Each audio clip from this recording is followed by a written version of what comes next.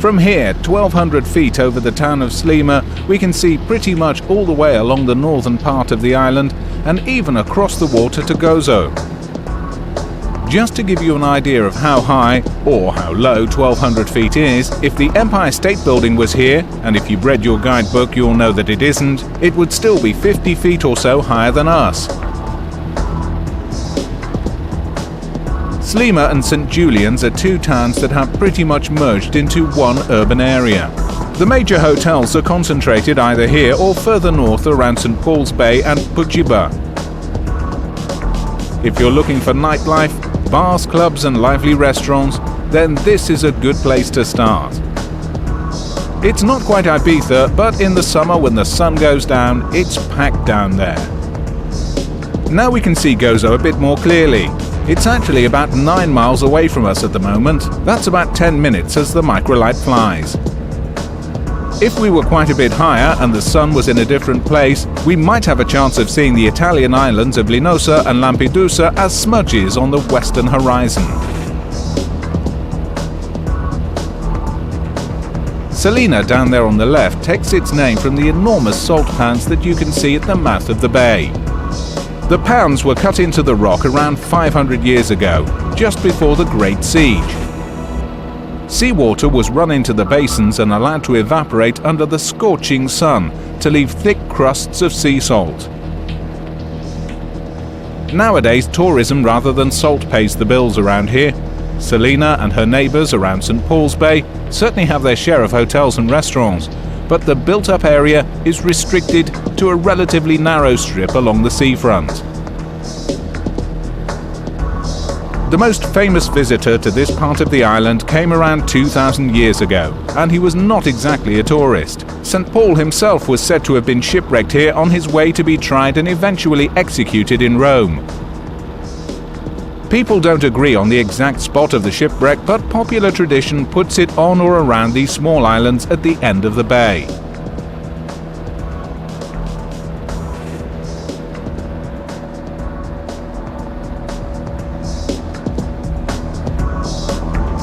We've reached Melilla and the northern hammerhead tip of Malta.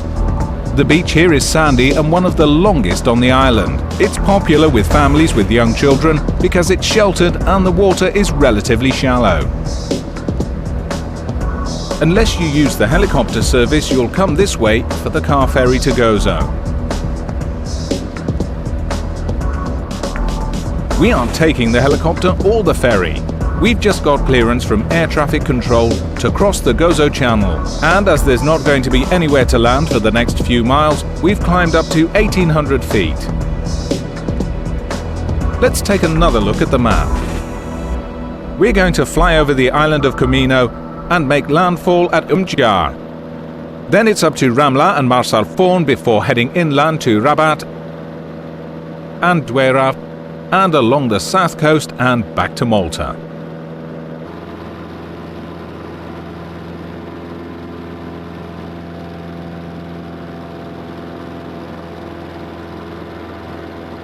The stretch of water that separates Malta from Gozo is only about 3 miles across. That's about the same distance as from one end of Lucca's main runway to the other. The ferry from Chirkirwa to Umjar will take less than half an hour, but in the summer it can get very busy, and you should be prepared to wait maybe twice that long to get a place on the boat.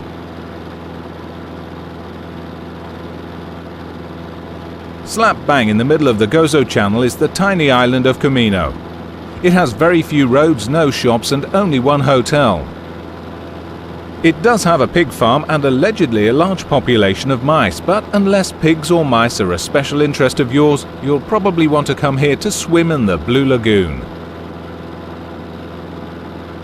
Plan a whole day here if you can. A boat from either Malta or Gozo will bring you here and pick you up again in the evening. Get here early, find yourself a nice spot on the rocks and spend a day relaxing and swimming in the incredibly clear waters of the lagoon.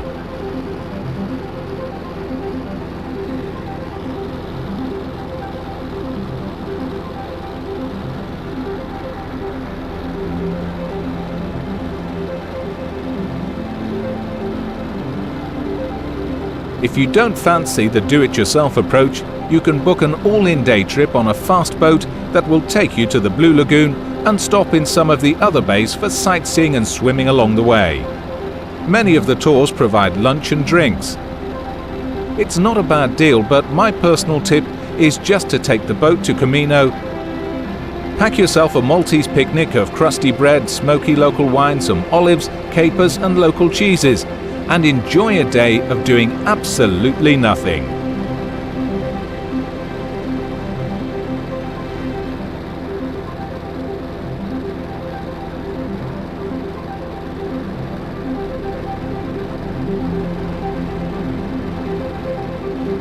Flying over water is so much smoother than flying over land because there are no thermals to throw you around. Now as we cross the coastline it gets a bit more bouncy, and I don't think I'm imagining it, the smell changes from sea salt to warm smoky earth and wild plants.